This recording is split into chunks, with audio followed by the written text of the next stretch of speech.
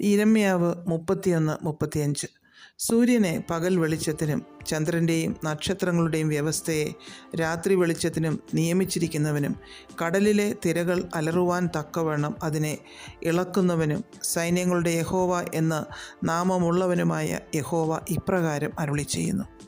സർവശക്തനായ ദൈവം ഭൂമിയെ സൃഷ്ടിക്കുമ്പോൾ ഓരോന്നിനും അതതിൻ്റേതായ വ്യവസ്ഥയെ സ്ഥാപിച്ചാണ് ഉളവാക്കിയത്. പകൽ പ്രകാശിക്കുവാൻ സൂര്യനെ ആക്കി.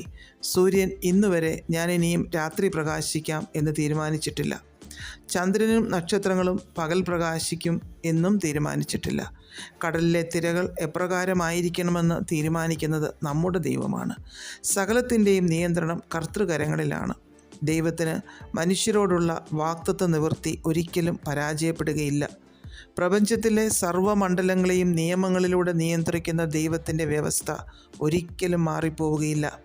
പ്രപഞ്ചത്തെ അതിൻ്റെ നിയമങ്ങളിലൂടെ നിയന്ത്രിക്കുന്ന ദൈവത്താൽ നിയമിക്കപ്പെട്ട നമ്മുടെ ജീവിതങ്ങളെ തകർന്നു പോകുവാൻ സമ്മതിക്കുമോ?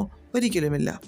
മത്തായി 8:24 നാം ഇപ്രകാരം വായിക്കുന്നു: കടലിൽ വലിയ ഓളമുണ്ടായിട്ട് പടക് തിരകളാൽ മുങ്ങുമാറായി അവനോ ഉറങ്ങുകയായിരുന്നു. പ്രകൃതി നിയമങ്ങളെ നിയമിച്ചവൻ ശാസിച്ചപ്പോൾ കാറ്റും കടലും അടങ്ങി.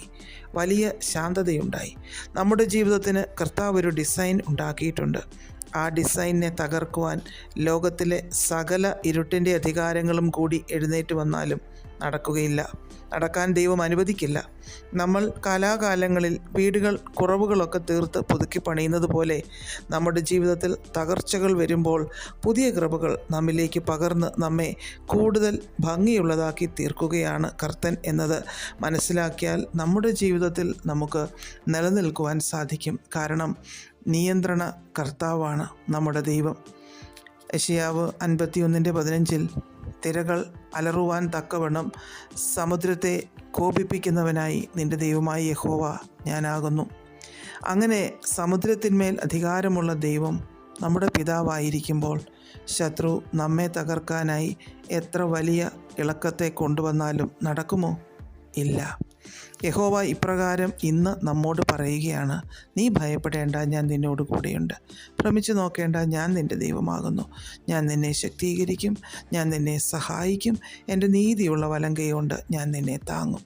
നമ്മുടെ കുടുംബത്തിൻ്റെ, വ്യക്തി ജീവിതത്തിൻ്റെയൊക്കെ തകർന്നു കിടക്കുന്ന വ്യവസ്ഥയെ ഈ നാളുകളിൽ ദൈവം പണിതെടുക്കും. തകർച്ച എവിടെയാണോ ആ മേഖല ദൈവം പണിയും. പ്രാർത്ഥിക്കാം.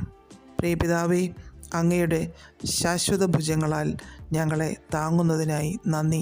യേശുക്രിസ്തുവിൻ്റെ നാമത്തിൽ ആമേൻ. God bless us all.